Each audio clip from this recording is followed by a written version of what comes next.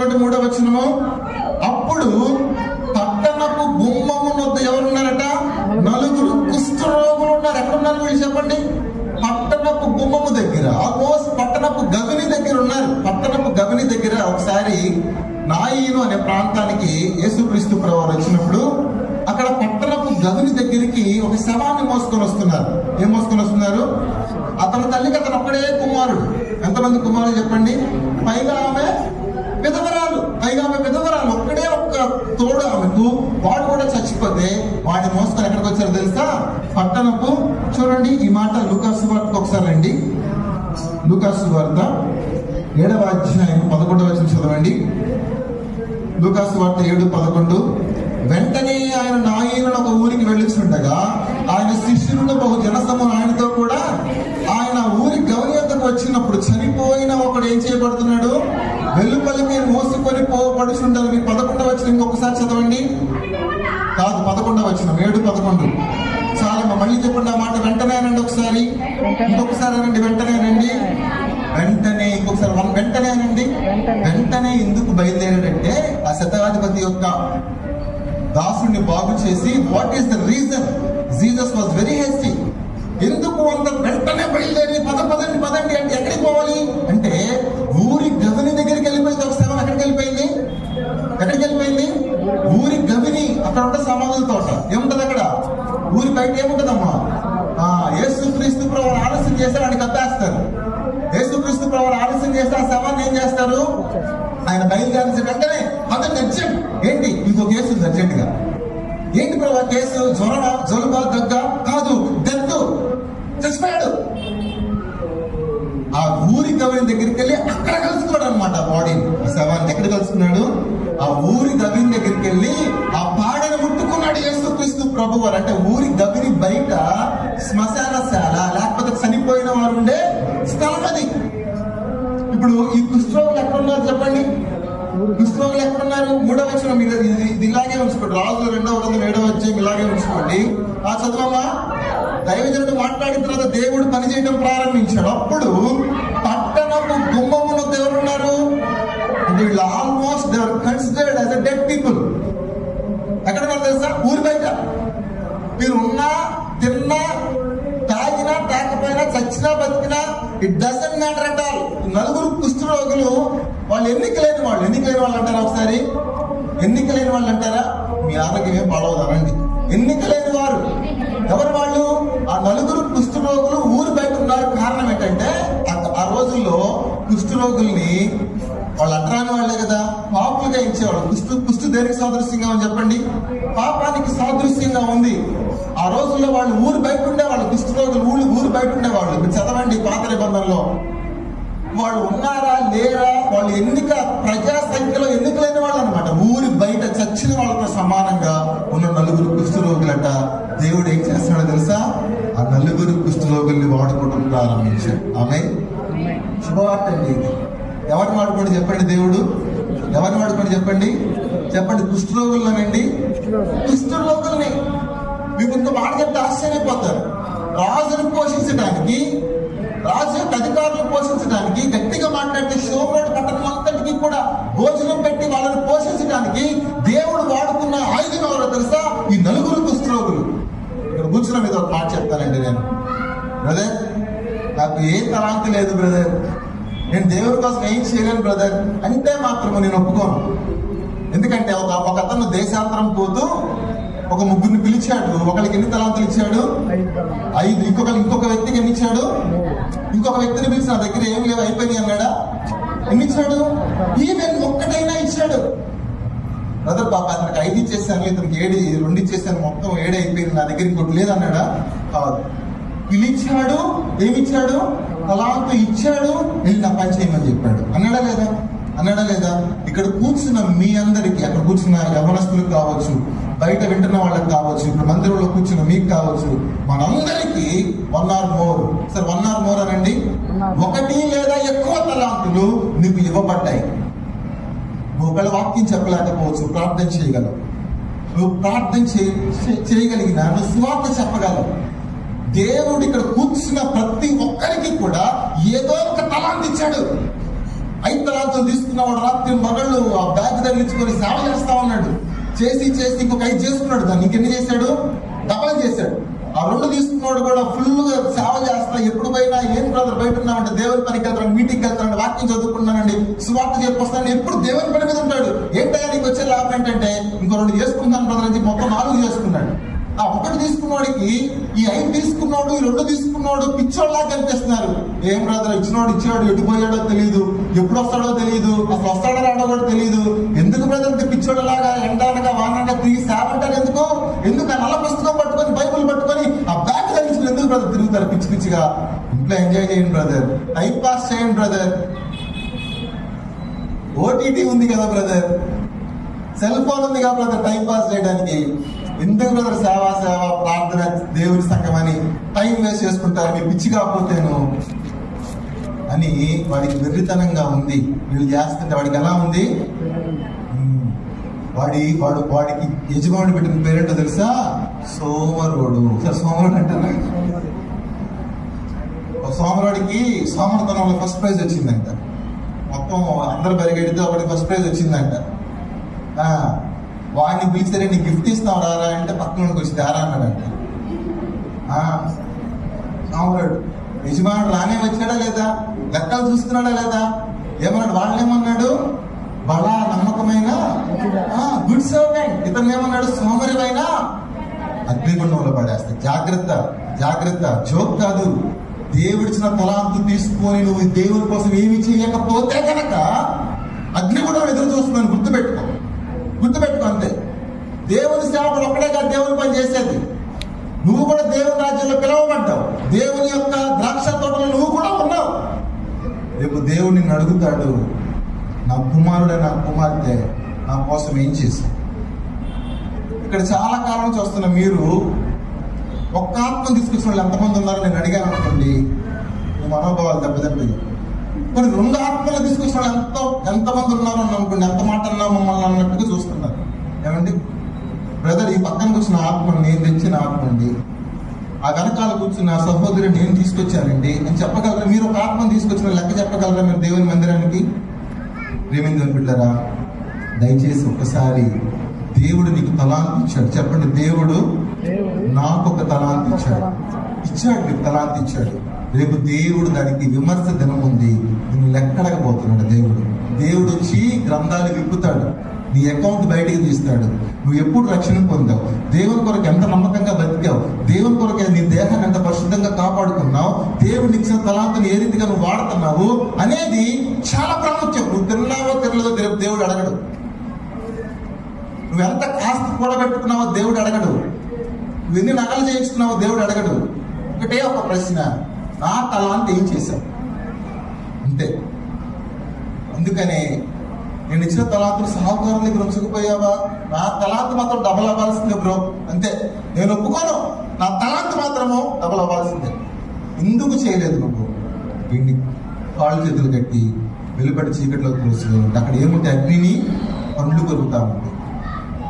అర్థమవుతుందండి మీకు? అర్థమవుతుందా? దేవుడిచ్చిన తలాంతులు త్రొవి దాచిపెట్టే వాళ్ళు రుమాలను కట్టి త్రొవి దాచిపెట్టాను. ఎందుకో తెలుసా?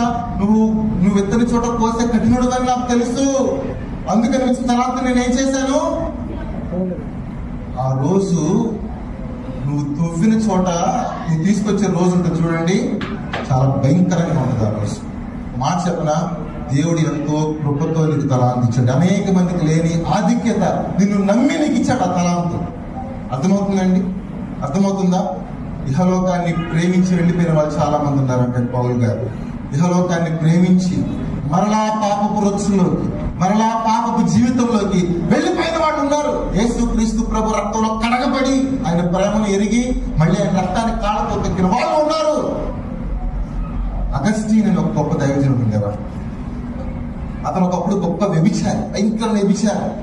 ఒక స్త్రీతో అక్రమ సంబంధం పెట్టుకొని ఇక రాత్రి పగళ్ళు ఆ ఇంట్లోనే ఉండేవాడు అనమాట అగస్టీన్ అని ఆయన. వాళ్ళమ్మ ఏడ్చి కన్నీరు కార్చి, ప్రభువా నా కుమారుడు అగస్టీన్ని రక్షించయ్యా అని ప్రార్థన చేసింది. కొంతకాలానికి ఏమైందో తెలుసా? అగస్టీన్ అని ఆయన ఏ స్త్రీతో అయితే అక్రమ సంబంధం పెట్టుకొని తమతోనే ఉండేవాడు, కొంతకాలం తర్వాత అదే విధంగా నడుచుకుంటూ వెళ్తున్నాడు అగస్టీన్. ఆ స్త్రీ, ఆ వేశ్య ఆ అగస్టిన్ చూసి సంతోషంగా బయటకు వచ్చి, అగస్టిన్ ఏంటి నేను ఎవరో తెలియనట్టు వెళ్ళిపోతున్నావేంటి, ఐ ఆమ్ షీ అనిందంట. అప్పుడు అగస్టిన్ అన్నాడంట, you may be she but I am not he. నువ్వు ఆమె అయితే అయి ఉండొచ్చు, కానీ నేను మాత్రం అతన్ని. ఒక స్టేట్మెంట్ ఇస్తాడు అగస్టిన్, నా తల్లి కన్నీటి ప్రవాహంలో నేను పరలోకానికి కొట్టుకొని పోతున్నానని ఒక స్టేట్మెంట్ ఇచ్చాడు. అతని తర్వాత సెయింట్ అగస్టిన్ అన్నారండి, పరిశుద్ధ అగస్టిన్ అన్నారు ఆయన్ని. ఒక వ్యభిచార భక్తుడు. దేవుడు నలుగురు కుష్ఠరోగులను వాడుకున్నాడు. ఎంతమందిని వాడుకున్నాడు? యోనా అనే ఒక ఆయన్ని వాడుకున్నాడు దేవుడు. ఎలా అంటాడో తెలుసా, మొత్తం అప్పటికప్పుడే మారిపోతుంటున్నాడు, చేంజెస్ అయిపోతుంటాయి. దేవుడు వెళ్ళి వాళ్ళు ఆ నినివే పట్టణస్తులు మారు మనసు పొందకపోతే చస్తారని చెప్పయ్యా, పశ్చాత్తాపడి బతుకుతారని ఒక మాట చెప్పయ్యా అంటే యోనాకి సస్యమర ఇష్టం లేదు. యోనాకి నినివే పట్టణస్తులు బాగుపట్టము, వాళ్ళు ఇశ్రాయేలుకి బద్ధ శత్రువులు. అశ్షూరు ఒక రాజ్యం ఉండేది, దేశం ఉండేది, దాని యొక్క రాజధాని నినివే. వాళ్ళు చాలా భయంకరులు. ఆ యోనా గ్రంథం తర్వాత మీరు కొన్ని పేజీలు తిప్పితే నహూము అనే ఒక గ్రంథం వస్తుంది. నహూము అనే ఒక ప్రవక్త స్టార్టింగ్ నినివేను గురించిన దేవోక్తి అంటాడు. అదే 3వ అధ్యాయం స్టార్టింగ్ లో నరహత్య చేసిన పట్టణమా అంటాడు. నరహత్య చేసిన పట్టణం నినివే చాలా భయంకరమైంది. ఆ భయంకరమైన పట్టణానికి దేవుడు యోనాని పంపిస్తే యోనా ఏమంటాడు తెలుసా, 3 దినాల ప్రయాణం అంత దూరం, ఆ పట్టణం అంత దూరం, మీ ఊరి కంటే పెద్దదే, 120,000 కంటే ఎక్కువ జనం, కుడి ఎడమలు ఎరగని పట్టణం అంటాడు దేవుడు. ఆ పట్టణానికి వెళ్ళి సువార్త చెప్పాయా అంటే దుర్వార్త చెప్పాడు. ఏం చెప్పాడు తెలుసా, 40 days you will perish, 40 రోజులు మీరు ఏమైపోతారు, నాశనం అయిపోతారని చెప్పాడు. అది సువార్త దుర్వార్త? మీరు ఎవరికైనా సువార్త చెప్తున్నారండి? సువార్త ఇంటి పక్కన వాళ్ళకి కానీ ఎవరికైనా సువార్త చెప్తున్నారా? ఎవరికైనా సువార్త చెప్పారా? సిలువను గురించిన వార్త సువార్త. సువార్త అంటే ఒకసారి, సు అంటే మంచి వార్త, శుభవార్త. సిలువను కూర్చిన వార్త. రచించుచున్న వారికి నీకు నాకు ఎలా ఉండాలి, అది రక్షింపబడుతున్న మనకు దేవుని శక్తి. యోనాకి ఇష్టం లేదు, మీరు నాశనం అయిపోతారని చెప్పి దూరంగా వెళ్ళి వాళ్ళ నాశనం చూద్దాం అనుకున్నాడు. దేవుడు పశ్చాత్తాపడి కీడు చేయలేదు. బహు కోపం వచ్చింది ఎవరికి? యోనాకి. తర్వాత దేవుడు సొరచెట్టు మొలిపిస్తే బహు సంతోషమైంది యోనాకి. ఆయనలో అప్పుడప్పుడే చేంజెస్ అన్నమాట. ఇప్పుడే సంతోషం ఉంటాడు, అప్పుడే కోపం వచ్చేస్తుంది, అప్పుడే చిరాకు పడిపోతాడు. కొంతమంది అట్లా బిహేవ్ చేసేవాళ్ళు ఉంటారు కదా, అప్పుడే బాగుంటారు, అప్పుడే కోపం వచ్చేస్తుంది. యోనా చాలా భయంకరమైన వ్యక్తి అండి. దేవుడు క్షమిస్తానన్నా కూడా అతను క్షమించడం ఇష్టం లేదండి. అంటే దేవుడు ప్లేస్ లో ఉండి తీర్పు తీరుస్తున్నాడు యోనా. అర్థమవుతుందా మీకు? దేవుడు క్షమిస్తానన్నా ఇష్టం లేదు ఆయనకి. ఆ యోనా అంటాడు, నన్ను సముద్రంలో పడేయండి అన్నాడు. ఏమన్నాడు? నేను చచ్చిపోతాను, నాకు వద్దు ఈ సేవ, నాకు వద్దు ఈ సేవ, చచ్చిపోతా. మళ్ళీ దేవుడు బతికించి 2వ అధ్యాయం అంటాడు, బ్రహ్మా నన్ను బ్రతికిస్తే నా మొక్కుబళ్ళు నీకు చెల్లిస్తానంటాడు. మళ్ళీ చివరి అధ్యాయంలో ఆ ఎండ తాళలేక చస్తే బాగుండు అనుకుంటాడు. ఇలాంటి ఒక వ్యక్తిని దేవుడు వాడుకున్నాడు. ఇలాంటి ఒక వ్యక్తి వెళ్ళి ఒక మాట చెప్తే ఆ పట్టణంలో గొప్ప ఉద్యోగం వచ్చింది. ఏమొచ్చింది? దేవుని బిడ్డలు ఒక మాట చెప్పనా, మీలో ఉన్న బలహీనతలను బట్టి కాదు, మీ మీద దేవుడు పెట్టిన అభిషేకాన్ని బట్టి మీరు చెప్పే ఒక మాట వాళ్ళ జీవితాన్ని మార్చేస్తుంది. రామే చెప్పండి. నా స్నేహితుడు ఉండేవాడు అమర్నాథ్ అని, నా స్నేహితుడు ఉండేవాడు సుధీర్ అని. నేను ఇంటర్ చదువుకునేటప్పుడు వాళ్ళు నా ఫ్రెండ్స్ అనమాట. భయంకరమైన భక్తులు, వారంలో 8 దేవాలయానికి వెళ్ళిపోయేవాడు. సోమవారం సాయిబాబు గుడికి, ఆ గుడికి, ఈ గుడికి భయంకరంగా తిరిగేవాడు. ఇంటి నిండా తాయితులు ఉండేవాడు. అలాంటి వ్యక్తులతో నేను కలిసి చదువుకున్నప్పుడు, రాత్రులు వాళ్ళతో కలిసి చదువుకొని వాళ్ళకి యేసుక్రీస్తు గురించిన మాటలు చెప్పినప్పుడు వాళ్ళు ఈరోజు బలమైన సేవకులుగా మార్చబడ్డారండి. వాళ్ళ ఇంట్లో నుంచి వెళ్ళిపోయారు. వాళ్ళ ఇంట్లో నుంచి వాళ్ళు చెప్పారు, మీకు యేసు ప్రభు కావాలా, ఆస్తి కావాలా? వాళ్ళు యేసు ప్రభువుని కోరుకొని ఇంట్లో నుంచి బయటకు వెళ్ళిపోయారు. దేవుని సేవకులు కావాలి, దేవుని రాజ్యాన్ని సంపాదించుకున్నారు. ప్రియమైన దేవుని బిడ్డలారా, యోనా గొప్పోడు కాదు, మోషే నత్తోడు. మోషే ఎవరు చెప్పండి? మోషే దేవుడు అంటాడు, నేను కావాలంటే నీళ్ళ రక్తంగా మారుస్తా, నేను కావాలంటే ఆకాశం నుంచి తెగులు రప్పిస్తా, నేను కావాలంటే వడగండ్లు రప్పిస్తా, నేను కావాలంటే మిడతలు రప్పిస్తా, నేను కావాలంటే కప్పలు రప్పిస్తా, నేను కావాలంటే పేర్లు రప్పిస్తా, నేను కావాలంటే కర్రను పాముగా చేస్తా, నేను కావాలంటే సంహారకుడిని పంపించి తొలిచూలు సంతానం హతము చేస్తాను ఐగుప్తులో. కానీ నువ్వు పదే చెప్తున్నావే, నత్తయ్య నేను బాగు చేయ. Let it be there. ఉండనివ్వు దాన్ని, ఉండనివ్వు. పౌలు జీవితంలో ఏముందో తెలుసా? ఒక ముల్లుంది. ప్రార్థన చేశాడు, ముమ్మాడు ప్రార్థన చేస్తే దేవుడు ఏమన్నాడు? My grace is sufficient for you. ఇక్కడ కూర్చున్న ప్రేమేంది బిడ్డలారా, బ్రదర్ నాలో ఈ బలహీనత ఉంది, నేనేం చేయగలను అంటే దేవుడు తన కృపనిస్తాడు. ఏమిస్తాడు చెప్పండి? ఏమిస్తాడు నీకు? దేవుడు తన కృపనిస్తాడు. నలుగురు కుష్ఠరోగులు అంటారా ఒకసారి ఎక్కడున్నారు తెలుసా? ఊరి బయట ఉన్నారు. ఎన్నిక లేని వారండి వీళ్ళు ఎన్నిక వెళ్ళారు. వీళ్ళకి ఓటర్ స్లిప్లు కూడా రేపు పొద్దున. వీళ్ళు అసలు జనాభా లెక్కలో లేరు. వీళ్ళు ఉన్నారో లేరో, బతికారో, తిన్నారో తాగిన ఎవరికి పట్టదు. ఊరి బయట చచ్చిన వారితో సమానం అండి వాళ్ళు. దేవుడు వాళ్ళని వాడుకుంటాడు. ఎవరిని వాడుకుంటాడు చెప్పండి? చదవండి ఈ మాట 7వ అధ్యాయము 3వ వచనం చదవండి.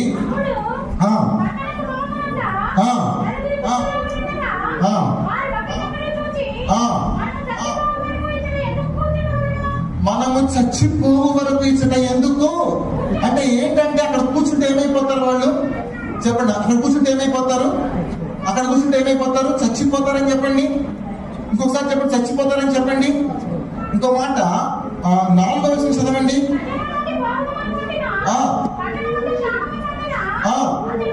అక్కడ చచ్చిపోతాము, ఇక్కడ కూడా ఏమైపోతాము. ఇప్పుడు నాతో పాటు చెప్పండి, ఇచ్చట ఊరక కూర్చున్నాము అంటారా? ఒకసారి ఒక యజమానుడు ఏం చేశాడంటే, ఆయనకు ద్రాక్ష తోట ఉంది. ఏముంది చెప్పండి? ఆయన ఏం చేసిన, ఉదయాన్నే లేచి 6 గంటలకు బయటకు వెళ్ళి కొంతమంది పని వాళ్ళని తీసుకొచ్చి ద్రాక్ష తోటలో పని చేపిస్తున్నాడు. మళ్ళీ ఒక 3 గంటలకు 9 గంటలకు వెళ్ళాడు.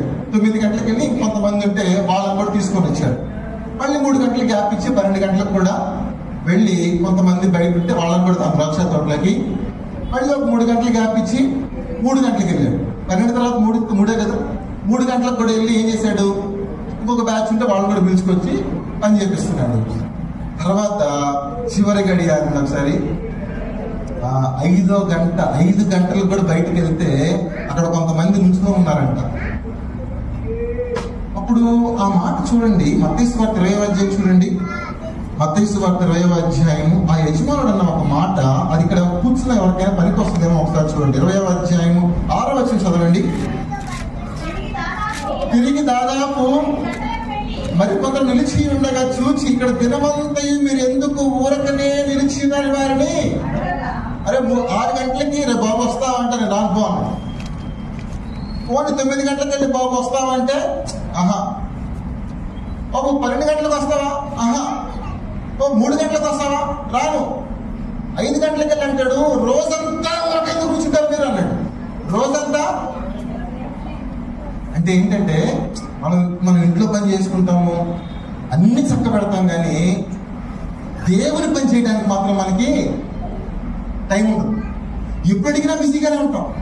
ఎప్పుడు అడిగినా కూడా మామూలు బిజీగా ఉన్నాం. మనం చాలా బిజీగా ఉంటాం. ఉద్యోగాలకు వెళ్ళే వాళ్ళకైతే అదే సరిపోయింది, ఉద్యోగాలే సరిపోతాయి రోజంతా. ఇంట్లో ఉండే వాళ్ళకి అసలు 24 గంటలు కూడా సరిపోతాయేమో అనిపిస్తుంది. వాళ్ళు బట్టలు తుక్కోవాలి, అంటు తగ్గుకోవాలి, అన్నం కూర ఉండాలి, మధ్యలో కాసేపు టీవీ చూడాలి. కానీ ప్రేమిందంటారు మాట చెప్తున్నాను, ఆ యజమానుడు అంటాడు, మీరు రోజంతా ఊరకనే ఎందుకు కూర్చున్నారు? మీరు నా పని చేయరా అని అడిగాడు. ఏం చేయరంట? మీరు నా ద్రాక్ష తోటలోకి వెళ్ళరా? ఆ 9 కుష్ఠరోగులు అంటున్నారు, మనం ఇక్కడ ఊరకనే కూర్చుంటే ఏమైపోతాము? చచ్చిపోతాం. నాతో పాటు చెప్పండి, ఊరకనే కూర్చుంటే చచ్చిపోతాం. నువ్వు దేవుని కోసం ఏం చేయకపోతే ఆత్మీయ మరణం నిన్ను ఆవరిస్తుంది. గుర్తుపెట్టు. నేను పదే ఇలా చెప్తున్నాను, ఏమనుకోవద్దు. కానీ ఈ రాత్రి ఒక చిన్న ప్రశ్న అండి, ఏం చేశావు ఇప్పుడు దాకా దేవుని కోసం? చెప్పండి ప్లీజ్. ఏం చేశావు? ఎంతమందికి సువార్త చెప్పావు? సంఘంలో నిన్ను చూసి ఎంతమంది ఆత్మీయంగా బలపడ్డారు? ఉంటే ఆ సిస్టర్ లాగా ఉండాలి, కానీ ఉంటే ఆ బ్రదర్ లాగా నమ్మకంగా ఉండాలి, ప్రార్థనాపూర్వకంగా ఉండాలని ఎంతమంది నిన్ను చూసి ఇన్స్పైర్ అయ్యారండి? ఒక ఆయన అంటాడు, బైబిల్లో ఉన్న సువార్తలు మత్తయి సువార్త, మార్కు సువార్త, లూకా సువార్త, యోహాను సువార్త, 5వ సువార్త నువ్వే అన్నాడు. ఏమన్నాడు? చదువు రాని వాళ్ళకి వాళ్ళు చదవలేకపోతే నువ్వే ఒక సువార్త, నిన్ను చూడటమే ఒక సువార్త. ఏమైంది నన్ను క్షమించి నిన్నుసార్లు చెప్తున్నందుకు. ఆ కుష్ఠరోగులు ఉన్న మాట ఏంటంటే, ఇక్కడ ఊరకనే కూర్చుంటే ఏమైపోతాము? చచ్చిపోతాం. నువ్వు ఎంతకాలం ఊరకనే కూర్చుంటావు? దేవుడు ఒప్పుకోడు సుమా, దేవుడు ఒప్పుకోడు. చూడండి తర్వాత 7వ అధ్యాయం చూడండి, 7వ అధ్యాయం చూడండి, 5వ వచనం చదవండి. సంధ్య చీకటి యందు సిరియనుల తండు పేటలోనికి పోవాలని లేచి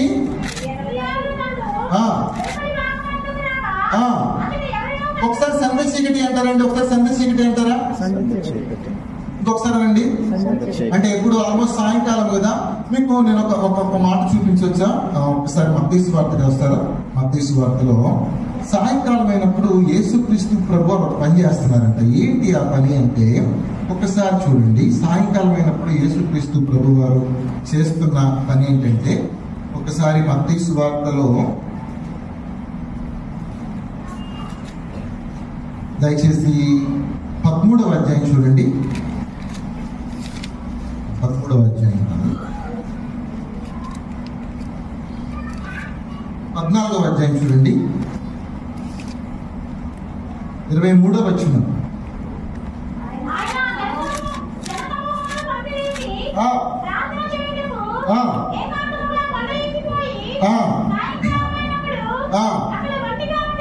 సాయంకాలమైనప్పుడు ఒంటరిగా ఉండెను. నాతో పాటు చెప్తారా? సాయంకాలమైనప్పుడు ఒంటరిగా ఉండెను. ఎవరు ఏమంటే మాట్లాడుతాను. మీరు ఒంటరిగా ప్రార్థన చేసుకొని మీ గదిలోకి వెళ్ళి తలుపులు వేసుకొని మోకరించో లేకపోతే మోకరించలేకపోతే ఎలాగనో ప్రార్థన చేసి ఎన్ని గంటలైంది? పోనీ ఇన్ని రోజులైంది, పోనీ ఇన్ని వారాలైంది. నక్షత్రుడు అడిగాను కదా, ఎన్ని నెలలైంది? కొంతమంది జీవితాల్లో నెలలు. యేసుక్రీస్తు ప్రభు ఒక వార్త విన్నారు. ఆ వార్త ఏంటంటే తెలుసా? యోహాను యొక్క తల నరికేశారు. ఈ మాట ఎప్పుడైతే విన్నాడో అర్జెంటుగా ప్రేయర్ చేసుకోవాలి. ఈ వార్త విన్న తర్వాత ఇక ఆయన అర్జెంటుగా తండ్రి సన్నిధికి వెళ్ళాలి. ఇలాంటి భయంకర వార్త విన్న తర్వాత చూడండి ఈ మాట 14వ అధ్యాయంలో 13వ వచనం చూడండి. యేసు ఆ సంగతి విని, 12వ వచనం మనం గమనిస్తే శిష్యులు వచ్చి శ్రమమును, కాబట్టి నేను చెప్పాను కదా 13వ వచనం, యేసు ఆ సంగతి విని ధోని అక్కడి నుంచి ఎక్కడికి వెళ్ళాడు? ఏకాంతంగా వెళ్ళి జనసమూహమును ఏకాంతంగా ఎందుకు వెళ్ళాడు? ఆయన ప్రార్థన చేసుకోవడానికి ఏకాంతతను కోరుకుని ఆయన వెళ్ళాడు. కాబట్టి జనసమూహాలు ఏం చేశారు తెలుసా? ఆ సంగతి తెలుసుకుని యేసు ప్రభు దగ్గరికి వెళ్ళారు. అప్పటి నుంచి యేసు ప్రభు మనసులో ఎప్పుడు ప్రార్థన చేసుకోవాలా అని ఆయన విన్న వార్త లాంటిది. యోహాను యొక్క తల ఏం చేస్తారు? నరికేస్తారు. ఆ సంగతి ఎప్పుడైతే విన్నాడో అర్జెంటుగా ప్రార్థనలోకి వెళ్ళాలి, అర్జెంటుగా ఏకాంతంగా తండ్రితో విషయాలు చెప్పాలి. నేను యేసు ప్రభు ధోనికి ఏకాంతంగా అరణ్యంలోకి వెళ్ళిపోతే ఎలా తెలుసుకున్నారండి? వచ్చేసారు, వాళ్ళు కూడా వాలిపోయారు. ఇక తర్వాత 22వ వచనం చూడండి. వాళ్ళందరినీ ఏం చేశాడు యేసు? ఇక్కడ కూడా మళ్ళీ వెంటనే జనసమూహాన్ని తను పంపివేయనంతలో తన శిష్యులు ధోని ఎక్కి వెళ్ళవలనైన వారిని ఏం చేశాడు? బలవంతము చేసినామనండి అంటారనరా? బలవంతము చేశాను, జనాన్ని పంపించేశాడు. ఇప్పుడు ఎవరున్నారు? వీళ్ళట చేయాలి. వాళ్ళకు కూడా చెప్పాడు, బాబు సర్దుకోండి అన్నట్టు. ఏమన్నాడు? సర్దుకోండి, అందరికి వెళ్ళిపోండి, నేను వస్తాను. అర్జెంట్ బయలుదేరండి. ఏంటి ఇంకా లేట్ చేస్తారు? బయలుదేరండి. వాళ్ళని పంపించేసి ఏం చేస్తాడు? 23వ వచనంలో ఆయన జనసమూహములు పంపివేసి ప్రార్థన చేయటకు ఏకాంతముగా. సాయంకాలం అయినప్పుడు మన పరిస్థితి ఎలా ఉంటుంది తెలుసా? మనం ఎప్పుడైనా పొరపాటున అక్కడ మోకాళ్ళను కానీ తలుపు దగ్గర ఎవరో ఒకళ్ళు వచ్చారా బాబు, ఆహా ప్రార్థన తప్పిపోయింది అనుకున్నాం. యేసు ప్రభు ఉన్న వాళ్ళని వెళ్ళగొట్టి ప్రార్థన చేసుకుంటున్నాడు. మనం చెప్పే సాకులు ఎలా ఉంటాయి తెలుసా? నాకు ఎక్కడ ప్రభువా, అమ్మాయి బడి నుంచి వస్తుంది ప్రభువా, మా ఆయన ఆఫీస్ నుంచి వస్తాడు ప్రభువా, నేను పనికి వెళ్ళి వస్తాను ప్రభువా, నాకు ఎక్కడ కుదిరింది ప్రభువా ప్రార్థన చేసుకోవటానికి. యేసు ప్రభు తండ్రితో ఎప్పుడు కలుసుకోవాలి, ఎప్పుడు ఆయన విషయాలు చెప్పాలి. అరణ్యానికి వెళ్ళాడట ఉదయాన్నే. అక్కడ కుదరకపోతే ఇప్పుడు ఇక్కడికి వచ్చి ఒక్క జనాన్నందరినీ, ఒకళ్ళ ఇద్దరండి 1000 మంది ఉంటారు, వాళ్ళందరినీ పంపించి శిష్యులు కూడా పంపించి ఒంటరిగా ప్రార్థన చేసుకోవాలి. చూడండి అట్లా చేసుకుంటూ తెలుసు. ఇప్పుడు చెప్పండి, సాయంకాలం అయినప్పుడు ఒంటరిగా ఉండేను అని చెప్పండి. మనకి ఎన్ని సాయంకాలాలు పోయినాయో మన లైఫ్లో. కొంతమంది 50 సంవత్సరాలు ఉన్నారు, 40 సంవత్సరాలు ఉన్నారు. ఎన్ని సాయంకాలాలు పోయినాయో. సాయంకాలం ఒంటరిగా దేవునితో గడుపుకోసారి. ఏమైనా భూమి అంతరాన్ని పోనేయండి, యుగాంతరాన్ని నశించిపోయిన పర్లేదు, దేవునితో గడుపు సాయంకాలం, దేవునితో సమయం పెట్టుకో సాయంకాలం ఉంటానని. సంధ్య చీకటి ఎందుకు కుష్ఠరోగులు బయలుదేరారు. ఎప్పుడు బయలుదేరారు? వాళ్ళు ఒక డెసిషన్ తీసుకున్నారు. చూడండి ఈ మాట 7వ అధ్యాయం చూడండి, 4వ వచనం ఒకసారి చదవమ్మా, మనం త్వరగా ముగించుకుందాం. పట్టణము అందరూ క్షేమంగా చచ్చిపోదాము, ఇచ్చట ఊరితో కూర్చుని ఇచ్చటలో చచ్చిపోదాము, పదండి, నాతో పాటు పదండి అంటారా ఒకసారి? ఇంకొకసారి చెప్పండి, పదండి అనండి. ఇలాంటి వాళ్ళు కావాలి, పదండి అనేటోళ్ళు కావాలి. అక్క పదక్క వాక్యం చెప్దాం, అక్క పదక్క 4 కరపత్రికలు తీసుకుని 4 ఇల్లు దర్శించొద్దాం, అక్క పదక్క 53వ వార్షికుడికి వస్తున్నాయి, మందిర వార్షికుడికి వస్తున్నాయి, అక్క కొంతమంది అంజుల్ని మందిరానికి పిలుద్దాం అక్క అన్న, పదన్న బ్రదర్స్ ని మాట్లాడుకొని 4 ఏళ్ళకి వెళ్ళి కొంతమందిని పిలిస్తే, వాళ్ళ దగ్గర పనిచేసే వాళ్ళని పిలిస్తే, అంతమంది పిలిచారు, మీ దగ్గర పనిచేసే వాళ్ళని మందిరానికి రండి, మీటింగ్స్ ఉన్నాయని. బ్రదర్స్ కానీ సిస్టర్స్ కానీ, మా చర్చి 50 సంవత్సరాలు పూర్తి చేసుకుంది, 54 సంవత్సరాలకు వచ్చింది. ఒక్కళ్ళని ఎవరైనా తీసుకొచ్చారా కొత్త వాళ్ళని? నేను ఒక మాట చెప్తాను, అనుకుంటాను. ఒక పాస్టర్ గారంట ఒకసారి చర్చిలో అనౌన్స్మెంట్ ఇచ్చాడంట. ఏమనుకోరు కదా, అనౌన్స్మెంట్ అనుకునేటట్టున్నారు చూస్తుంటే. సర్లే మాది ఊరు కాదుగా. ఒక అనౌన్స్మెంట్ ఇచ్చాడంట, మన సంఘం చచ్చిపోయింది, వచ్చే వారము భూస్థాపన ప్రోగ్రామ్ ఉంది, అందరూ రండి అని చెప్పాడంట. సంఘం ఏమైపోయిందంట? చచ్చిపోయింది, వచ్చే వారము భూస్థాపన ఉంది, కనీసం వచ్చే వారమే రండి సమాజ్ చేద్దామంటే అందరికి లోపల భలే ఇంట్రెస్ట్. అంటే భలే ఇంట్రెస్ట్ ఉంటుంది కదా, మన జబర్దస్త్ ప్రోగ్రాములు కానీ, ఏదైనా వంటల ప్రోగ్రాములు కానీ అంటే అసలు అలివిమాలిన అసలు సెలైన్ పెట్టినోడు కూడా లేచి కూర్చుంటాడు. ఎన్ని వ్యూస్ ఉన్నాయి బ్రదర్, ఎంతమంది సబ్స్క్రైబర్స్ బ్రదర్, నాకు కూడా చెప్పి బ్రదర్. వీళ్ళకి లేనిపోయిన ఇంట్రెస్ట్, సంఘం చచ్చిపోవటం ఏంట్రా, మంచిపోయిన ఏంట్రా, అది సండే వెళ్ళాలని చెప్పి అందరూ వచ్చినాడు. సండే మొత్తం చర్చి మొత్తం వచ్చేసరికి ఇక్కడ నిజంగానే పెట్టుందంట. ఏముంది? సమాధి పెట్టుందంట. లోపల ఉంది మన సంఘం అని చెప్పాడంట. ఇంకా లేనిపోయిన ఇంట్రెస్ట్ పుట్టింది లోపల. ఆ లోపలే ఉందరా అని చెప్పి, అండి లైన్లో రండి చూసుకుంటూ పోండి అని చెప్పాడంట. వాళ్ళు చూసుకుంటూ పోయేటప్పుడు లోపల అర్థం ఉందంట. లోపల ఏముంది? దొంగి చూడటం. సంఘం ఏమైపోయిందంట వాళ్ళది? క్షమించండి మాట. 12 మంది వెళ్ళారు. 12 గోత్రాల నుంచి ఎంతమంది వెళ్ళారు? 12 మంది గోత్రానికి ఒకళ్ళు వెళ్ళారు. ఆ వాగ్దానం గురించి చూద్దామని వెళ్ళి వాళ్ళలో ఇద్దరు ఏమంటారంటే పదండి వెళ్దామంటారు. ఏమంటారు? ఇద్దరు ఏమంటారు? వాళ్ళ పేర్లు ఏంటి? Very good. కాలేబు యెహోషువ ఏమంటారంటే పదండి అనే బ్యాచ్ వాళ్ళు. మిగతా 10 మంది ఏ బ్యాచ్? మా బ్యాచ్ అంటారా? మిగతా 10 మంది ఎవరు? వెళ్ళామా, వచ్చామే. ఇక్కడ అనాకీయుల్ని మేము చూసాం. యెహోవా మన మీద పగబట్టి మనల్ని అమూల్యుల చేతికి అప్పగించడానికి అక్కడ తీసుకొస్తాం. దేవుడు ఆ మాట విని ఎంత బాధపడ్డాడో తెలుసా? సర్దుకొండపై పదండి, మళ్ళీ ఎర్ర సముద్ర మార్గంగా పదండి అన్నాడు. ఆ 4 కుష్ఠరోగులు అంటారండి, ఇక్కడ ఊరలో కూర్చుంటే ఏమైపోతాము? వస్తాం. కాబట్టి పదండి, ఇంకోసారి పదండి అంటారా? యెహోషువ మొదటి వచనంలో కూడా దేవుడు ఒక మాట అంటాడు, యెహోషువ నా దైవజనుడైన మోషే ఏమయ్యాడు? వృద్ధులందడు. కాబట్టి నీవు లేచి. సరే లేచి అంటారు. చదువమ్మా, ఒకటే ఒకటి చదువమ్మా ఒకసారి, త్వరగా టైం అవుతుంది. యెహోషువ ఒకటే ఒకటి చదువమ్మా. యెహోషువ 1.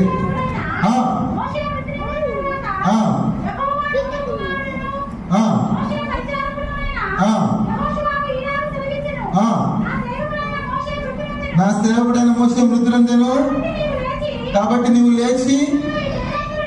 చాలా మా తర్వాత చదవండి. నాతో పాటు చెప్పండి. కాబట్టి చెప్పండి. కాబట్టి అలా ఒక 1000 రూపాయలు ఫోన్ పే చేస్తాను చెప్పండి అమ్మా. కాబట్టి నువ్వు లేచి. ఇంకొకసారి ఎవరు లేవాలి? ఈసారి ఎక్కడ కూడా మీకు ఇగో అర్థం అవుతుంది. మేమంటున్నారు కానీ నేను అనట్లేదు. చూసారు, నేను లెగవాలనండి. ఎవరు లెగవరు, నువ్వే లెగవాలి. ఆ సిస్టర్ వస్తే చూద్దామని అనుకోవటం కాదు, నువ్వే లేచి దేవుని పని చేయాలి. ఇటు ఆమె చెప్పండి ఒకసారి. ఎవరు లెగవాలి? నువ్వు లెగవాలి. ఎందుకోసం? నీ కోసం ఆయన చచ్చిపోయాడు సిలువలో. ఒక భక్తుడు అంటాడు, ప్రపంచంలో ఎవరు లేకుండా నువ్వు ఒక్కదానే పాపంలో ఉంటే నీ ఒక్కదాని కోసం, నీ ఒక్కడి కోసం కూడా యేసు ప్రభు ఈ లోకానికి వచ్చి ప్రాణం పెట్టేవాడు అంటండి. అది నీ పట్ల ఆయన చూపిన ప్రేమ. అది ఎవరో లేచి దేవుని సేవ చేయరు, నువ్వు లెగవాలి. చెప్పండి, నేను లెగవాలి అని చెప్పండి. ఇప్పుడు రండి 7వ అధ్యాయం 5వ వచనం చదవండి. సంధ్య చీకటి యందు లేచి, ఎవరు లేచారు? ఈ 4 కుష్ఠరోగులు లేచారు, నడుము కట్టుకున్నారు దేవుని కోసము. సరే గట్టిగా ఆమేన్ చెప్తామా? ఈ రోజు మీరు ఒక తీర్మానం చేసుకోవాలి. ఈ రాత్రి మీరు ఏం చేయాలి చెప్పండి? అమ్మ వాళ్ళు ఇక్కడే ఉంటారు, పిల్లలు ఎక్కడికి పోరు. కావాలంటే వాళ్ళతో సెల్ఫీ దిగండి, తర్వాత దేవుని మాటలు వినండి. నువ్వు ఒక తీర్మానం తీసుకోవాలి రాత్రి. ఏంటో తెలుసా? ప్రభువా నీ కోసం నేను లేచి పని చేస్తాను. చెప్పండి నాతో పాటు, ప్రభువా నీ కోసము నేను లేచి ముందుకు సాగుతాను. అదండి అని పురుకొల్పుకోవటం మాత్రమే కాదండి. కాలేబు యెహోషువ అంటారు, ఏమంటారు తెలుసా? దేవుడు మనకు తోడుగా ఉన్నాడు, మనం వెళ్ళి ఏం చేద్దాము దాన్ని స్వప్నించి పదండి అని ఏమంటారు అండి వాళ్ళు. ఈ 4 పుస్తకాలు ఏమంటారు తెలుసా? అదండి అంటున్నారు. వాళ్ళు లేచారా లేక పైకి లేచారా? లేచారు. ఊర కూర్చుంటే ఏమైపోతారు? అక్కడ ఏమైపోతారు? నేను చెప్తున్నాను కదండి, దేవుని సేవకులకు ఒక మాట చెప్తున్నాను. మీరు ఇంకా హృదయాన్ని కఠినం చేసుకుని దేవుని పని చేయకపోతే మరణం వచ్చేస్తుంది. ఇంటికి death will come. You have to take a resolution. ఒక తీర్మానం చేసుకోవాలి రాత్రి, నేను లేచి దేవుని కోసం ఒక పని చేస్తాను. ఆమేన్. 54వ వార్షికుడికి వచ్చేసరికి నీ బిడ్డలు ఇక్కడ ఉండాలి, నువ్వు కన్న బిడ్డలు ఇక్కడ ఉండాలి. గట్టిగా ఆమె చెప్పండి. నేను అడగకుండా చెప్తారేమో అనుకున్నా. ఇంకొక సంవత్సరం దేవుని మందిరానికి వార్షికుడికి వచ్చేసరికి నువ్వు తీసుకొచ్చిన ఆత్మలు ఇక్కడ ఉండాలి. వాళ్ళు బాప్తిసం తీసుకుంటే ఇంకా సంతోషం. ఆమేన్. వాళ్ళు లేచారట. తర్వాత చదవండి ఏమైందో. 6వ వచనం చదవండి, త్వరగా ముగించుకుందాం. యెహోవా రథముల ధ్వని, వాళ్ళు లేచి బయలుదేరారు. యెహోవా రథముల ధ్వని, గుర్రముల ధ్వని, గొప్ప సమూహపు ధ్వని స్త్రీలతో వినపడట్లు చేయగా వారు మన మీదకి వచ్చుటకే ఇశ్రాయేలు రాజు, హిత్తీయుల రాజు, ఐగుప్తు రాజు బద్దమిచ్చినాడని సిరియన్లు ఒకరితో ఒకరు చెప్పుకొని లేచి తమ గుడారములలో నేను, గుర్రములలో నేను, గాడిదలను దండు పెట్టలు ఉన్న వాటిని ఏమీ తీసుకొనగా తమ ప్రాణములు రక్షించుకొని చాలనుకొని సంధ్య చీకటిని ఉన్నది ఉన్నట్టుగా పేట విడిచి పారిపోయి ఉండి. నాతో పాటు చెప్పండి, సంధ్య చీకటిని ఉన్నది ఉన్నట్లుగా పేట విడిచి పారిపోయి ఉండిరి. అంటే సంధ్య చీకటి అనే మాట ఎక్కడ వచ్చింది? ఇందాక ఎక్కడ వచ్చింది? Very good. ఎందుకు వచ్చింది ఆ మాట? అప్పుడు వాళ్ళు బయలుదేరిన టైం అది. ఎప్పుడు చెప్పండి? కుష్ఠరోగులు బయలుదేరిన టైం అంటే చెప్పండి. వాళ్ళు ఎప్పుడైతే వాళ్ళ గుడారాలోంచి బయటకు వచ్చారో, దేవుని కోసం ఒక తీర్మానం చేసుకొని ఎప్పుడైతే వాళ్ళు లేచి బయటకు వచ్చారో, దేవుడు ఏం చేశారో తెలుసా అండి? వాళ్ళు వేసే ప్రతి అడుగును దేవుడు యాంప్లిఫై చేశాడు. ఇప్పుడు నేను మాట్లాడుతుంటే రీసౌండ్ వచ్చి చూసారా? అట్లా దేవుడు ఏం చేశాడు తెలుసా? వాళ్ళు వేసే ప్రతి అడుగును దేవుడు ఏం చేశాడు? 6వ వచనంలో యెహోవా రథముల ధ్వని, గుర్రముల ధ్వని, గొప్ప సమూహపు ధ్వని. Every step they are putting. వాళ్ళు వేసే ప్రతి అడుగును కూడా దేవుడు ఏం చేస్తాడు తెలుసా? యాంప్లిఫై చేస్తున్నాడు, మ్యాగ్నిఫై చేస్తున్నాడు. వాళ్ళకి సిరియనులకి ఆ సౌండ్ ఎలా ఉందో తెలుసా? ఆ 4 అభాగ్యులు, దిక్కులేని వాళ్ళు, ఎందుకు లేని వాళ్ళు వేసే అడుగులు సమూహపు ధ్వనిలాగా అయిపోయింది, రథముల ధ్వనిలాగా. ఎవరు చేస్తారు ఈ కార్యం తెలుసా? దేవుడు చేస్తాడు. అంటే ఏంటో తెలుసా అండి మీకు? మీరు చేసుకునే చిన్న తీర్మానం అండి, మీరు తీసుకునే చిన్న తీర్మానం. బ్రదర్, ఈ రాత్రి వచ్చిన దేవుని కోసం పైన ఒక తీర్మానం తీసుకున్నారని మీరు తీసుకునే చిన్న తీర్మానం, దేవుడు దాన్ని గణపరిచి మీరు చనిపోయాకో ఎప్పుడో మీకు తెలియని కూడా తెలియదు కొన్ని ఆత్మలు రక్షిస్తారు. మీరు ఇందాక నేను బ్రదర్తో మాట్లాడుతున్నారు, నాతో పాటు వచ్చిన బ్రదర్ వాళ్ళ మిసెస్ గురించి చెప్తున్నారు. మధ్యలో టాపిక్ కట్ అయింది కానీ నాకు అది మనసులో ఉండిపోయింది. బ్రదర్ అనుకుంటారేమో, తను మ్యారేజ్ చేసుకున్న సిస్టర్, ఆవిడ ముస్లిం. ఆవిడ ప్రభు వైపు తిరిగి బ్రదర్ని ప్రభు వైపు తిప్పి ఈరోజు వాళ్ళు సేవ చేస్తున్నారు. నాకు చాలా ఆసక్తి అనిపించింది. బ్రదర్, మీ మిసెస్ ఎలా రక్షణ పొందారంటే, చిన్నప్పుడు అక్కడ సండే స్కూల్కి వెళ్ళేవాళ్ళంట. మీరు అనుకోవచ్చు, ఆఫ్టర్ ఆల్ సండే స్కూల్ ఏముందని. ఆ సిస్టర్ ఆ చిన్నప్పుడు సండే స్కూల్కి వెళ్ళబట్టి ఈరోజు బ్రదర్ సేవ చేస్తున్నాడు. అవునండి. ఆ టీచర్ ఏం చెప్పిందో, అప్పుడు ఏ మాటలు చెప్పిందో, ఈ రోజు ఒక కుటుంబం దేవుని సేవలోకి వచ్చిందండి. ఒకసారి ఆమె చెప్తారా? ఆ కుష్ఠ రోగులు వేసే ప్రతి అడుగులు దేవుడు రథముల ధ్వనిగా మార్చేసింది. గుర్రముల ధ్వనిగా మార్చేశాడు, గొప్ప సమూహపు ధ్వనిగా మార్చేశారు. వాళ్ళు సంధ్య చీకట్లు అక్కడ బయలుదేరారు, సంధ్య చీకట్లో శత్రువు ఇక్కడ పారిపోతున్నాడు. ఆమేన్. ఏం చేయగలరు కుష్ఠరోగులు అనుకుంటున్నారా? నేనేం చేయగలను దేవుని కోసం అనుకుంటున్నావా? నువ్వు వేసే ప్రతి అడుగు దేవుడు దాన్ని ఆశీర్వదిస్తాడు. గట్టిగా ఆమె చెప్దామా? మాట చెప్పండి. దేవుడు నీ కోసం ఇంత చేశాడు కదా, నువ్వేం చేయవా దేవుని కోసము?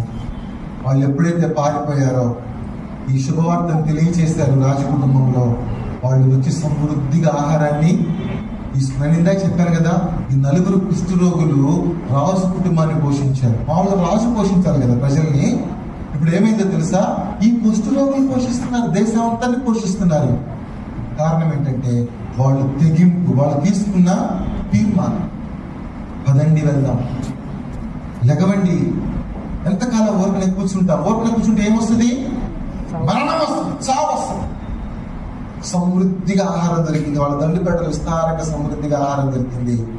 ఆ అధికారం నాడు చూసారా? యెహోవా ఆకాశంలో కిటికీలు తెరిచినా ఇది సాధ్యమా అన్నాడు చూసారా? అధికారిని రాజు, అబ్బాయి నువ్వు ఇలా డోర్ దగ్గర నుంచోపో అనగానే అక్కడ డ్యూటీ చేశారు. ఆయనకి సచ్చినట్టు డ్యూటీ చేయాలి కదా, అక్కడికి వెళ్ళి నుంచున్నాడు. ఆ జనం ఒక్కసారిగా వచ్చి తొక్కి చంపేశారు. ఆయన కళ్ళారా చూస్తున్నాడు. 1 రూపాయికి ఒక ఎవరు పిండి తీసుకెళ్తున్నారు, సన్నని మానికి పిండి తీసుకెళ్తున్నారు, 5 ఎవరు తీసుకెళ్తున్నారు. కళ్ళారా చూసేది దేవుడు గొప్ప దేవుడు రా అనుకుంటానే ఉన్నాడు. జనం రానే వచ్చారు, తుక్కి చంపేశారు. చదవండి ఆ మాట, చదువుతాం, ప్రార్థన చేద్దాం. 7వ అధ్యాయం చూడండి 19వ వచనము. ఆ అధిపతి యెహోవా ఆకాశమందు కిటికీలు తెరచినను ఇది జరుగునా అని ఆ దైవజనుడితో చెప్పగా, అతడు నీవు కన్నులారా చూస్తే కానీ దాన్ని తిరగపోదు అనితో అధిపతి చెప్పిన జనులు ద్వారం అతన్ని ఏం చేశారు? అతడు ఏమైపోయాడు? కనుక ఆ మాట ప్రకారం అతనికి ఎలీషా ఇండైరెక్ట్ గా తన యొక్క డెత్ ప్రాక్సీ ఇచ్చాడు. రేపు నువ్వు తినవు అంటే రేపు చస్తావని అర్థం.